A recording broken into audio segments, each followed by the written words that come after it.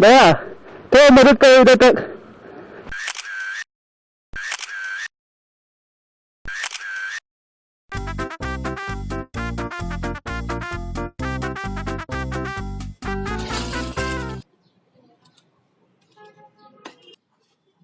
सिगी अदो गाइस अइना हागदम सि laptop cover जा सिजे बंदे अदुम मतिक फैये होंदु होमने लुपा चामगी मनुंग ददम लेमने ऑनलाइन दा तु सि लेरे तो अदो अइ महाकि लिंक दो डिस्क्रिप्शन दा फंगे बको लाइबदा कानाबा हागदे सि लैपटॉप कवर यम कानारे अइ चही अमा मखंग फारे केम तौदे द पुबदजु नुंगायबा सि स्पॉन्ज की टाइप तौबनी को हबजम खोचन ब खोपै चांस याम नेमे अदुना दो गाइस सिगी स्टैंड जिजु हंजन हंजन काना ये सि याम तिना काना गरे सिजु अदुम ऑनलाइन दा फंगदबनी सिना अइना साजाबनी इसाना सि फोल्डिंग नि टेंग अइस काइदना बा सिनो पमदे आरोये अइ लाओये दा अइ ड्रेस नुंका के लोसलुगे सिदा हाप चनगद्रा गाइस तमिल की सीमा फजाबा म लांनाय मे अदु येंग थो लायरबा अदो जे पुंग 12 मिनिट निफु मंगाउ तारे दो थेंगै चलगा लोसलगा पुंग म तवगे अदो सी हम हावने सिदे शेक अमतंग थाखिगे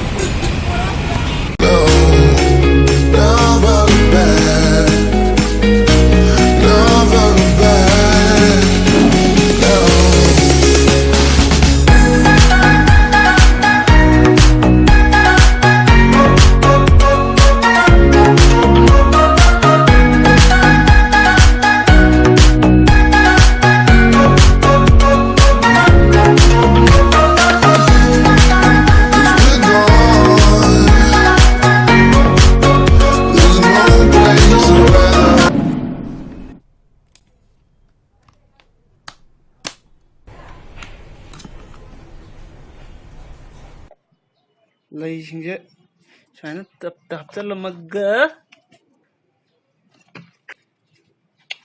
तु मखा इसिंग खरा हाप थममने बादि इसिंग चाबिनबा मीदो लेरोयदो अदो सि आइगी वाखनने हादे हिंगदर हिंगोयदर खंदे यंगसे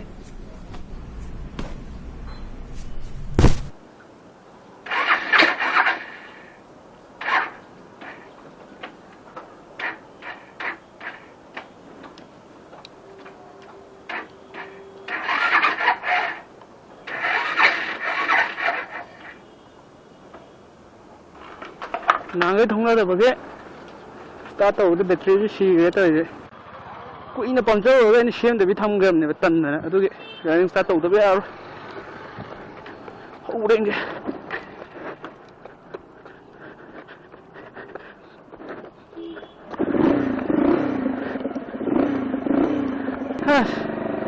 thank God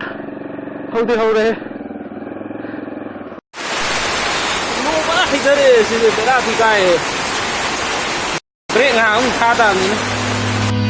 I've been looking for a way out, I can't find my way now, I just need you by my side. Lately I've been thinking, baby, we could get away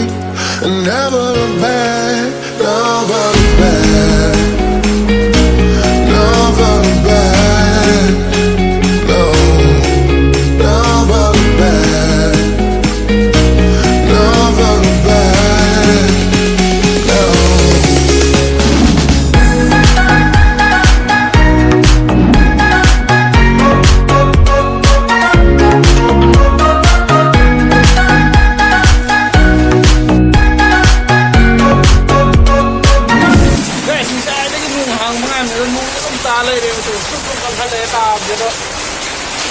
Ojiki oinade pungje ahum da me tara tangaire do yengase ngasi chatam dia da ni tawige kamai ta ura ji yengu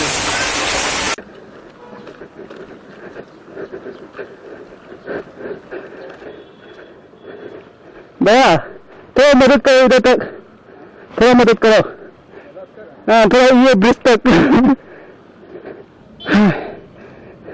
ठीक है हाँ हो जाएगा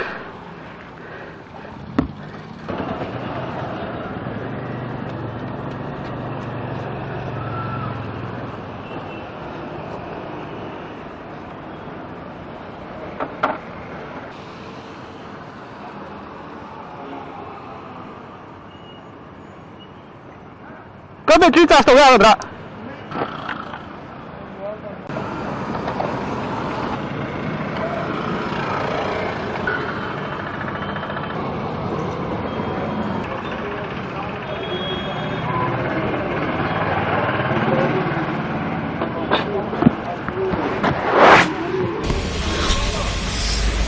guys running start tàu này đó hậu ngâm rồi ring tôi cái cái lối lên e ba đó running start tàu hậu ngâm rồi gari suka mai rồi và tu car battery nó charge tàu rồi đó không cái charge tàu cái đó chặt là cái cũng mấy mà khai cái start tàu rồi đó nó phải rồi làm gì làm khang đã problem nào tao nó cũng phải safe one chặt à thôi cả làm gì bây giờ xí xí bên này thấu con à không có đi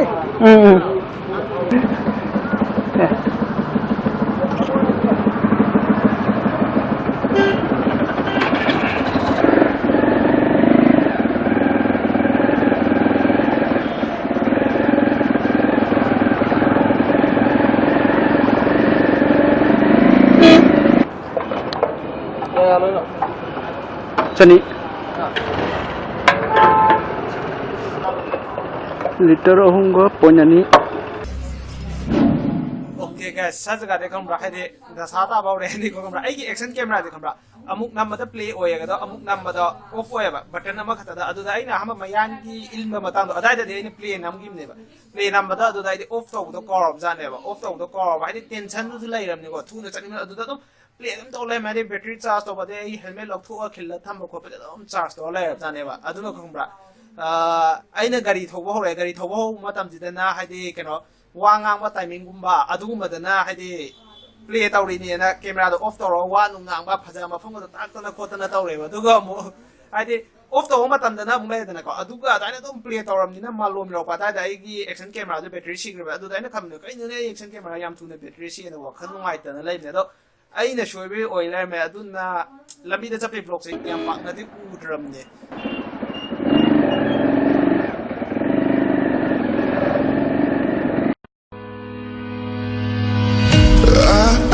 Looking for a way out, I can't find my way now. I just need you by my side. Lately, I've been thinking, baby, we could get away and never look back, never look back, never look back. Okay guys, finally yum yaure aduga hajik tari pungjina pung 3:30 chap tare ado sine ai light bam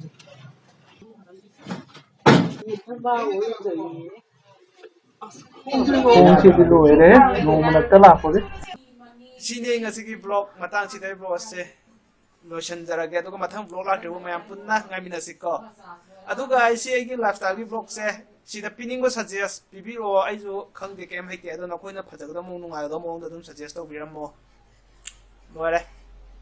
sibog yung bibida magta thank you so much phajaraga di like number mo thingna dislike number mo aduga ai dal je ngasina hamu ugor gana subscribe to biram mo